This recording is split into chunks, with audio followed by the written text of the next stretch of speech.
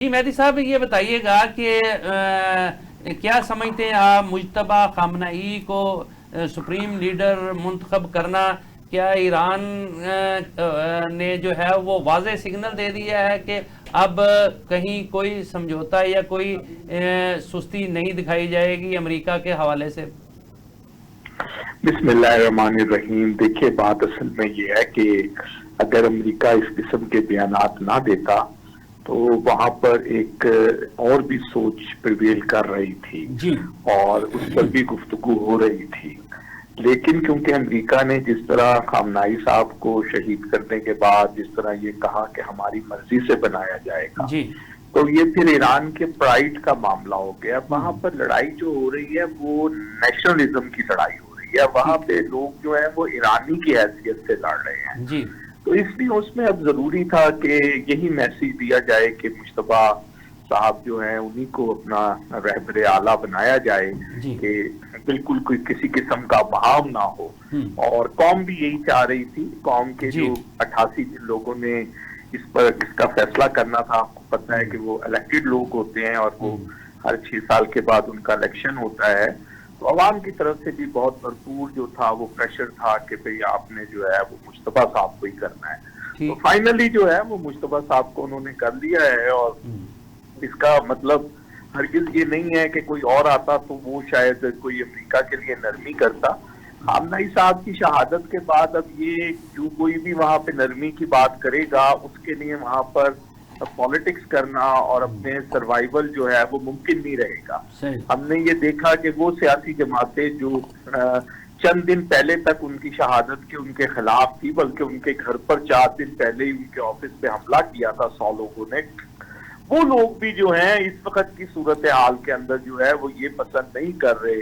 کہ اسرائیل یا امریکہ کی مرضی سے ایران کے اندر تبدیلی آئے. اور وہ لوگ بھی جو ہیں وہ موجودہ سسٹم کے ساتھ کھڑے ہو گئے ہیں ایز اے ایرانی.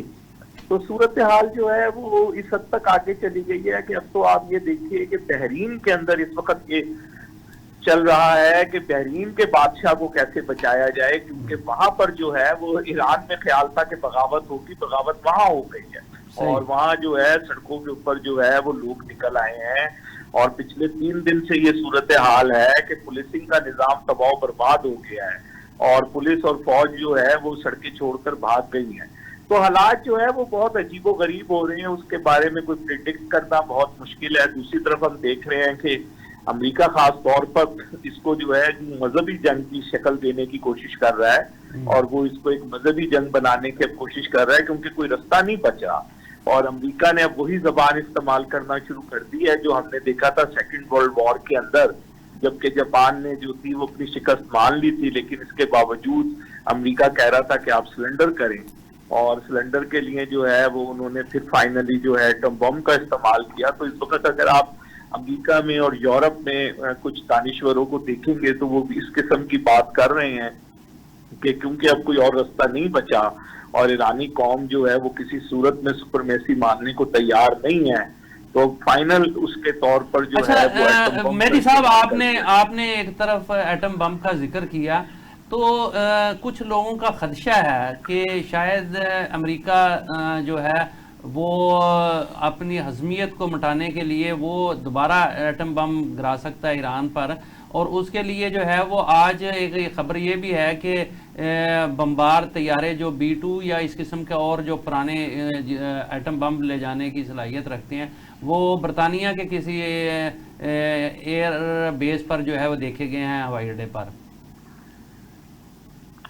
جی اصل میں ایسا ہے کہ امریکہ کے اندر یہ بات اب بہت زیادہ ہو رہی ہے کہ اب اور آپ کیا کر سکتے تھے, آپ نے جو کچھ برسانا تھا وہ برسا دیا لیکن اس کے باوجود جو ہے وہ ایران جو ہے وہ گھٹنے ٹیکنے کو نہیں ہو رہا. تو اب جو ہے وہ فائنلی یہ ہے کہ آپ جو ہیں وہ اس پر ایٹم بم کا, کیونکہ یہ جو کل اور پرسوں کے درمیان میں تہران پہ اور اصفہان میں اور کچھ اور جگہوں پہ جو تیل کی تنصیبات پر حملہ کیا گیا ہے وہ بھی بنیادی طور پہ پلوٹ کرنے کے لیے کیا گیا کہ جس سے جو ہے وہ لوگوں کے اندر ایک پریشانی پیدا ہو اور ان کو اس طرح کا معاملات ہو کہ ان کو سانس لینا بھی دشوار ہو جائے اور جو خاص طور پہ بیمار لوگ ہیں ان کو زندگی سے ہاتھ دھونا پڑ جائے. لیکن اس کے باوجود دیکھنے میں یہ آیا کہ ایرانی قوم جو ہے، تہران کے جو لوگ ہیں، وہ اس ساری صورتحال میں بھی ایک دوسرے کی مدد بھی کر رہے ہیں اور سڑکوں پہ بھی نظر آ رہے ہیں. بلکہ آج کی صورتحال یہ تھی کہ ان کا جو سب سے بڑا بازار ہے وہ آج پھر کھل گیا ہے اور وہاں پر لوگ موجود ہیں. تو وہاں پہ امریکہ میں اور یورپ میں،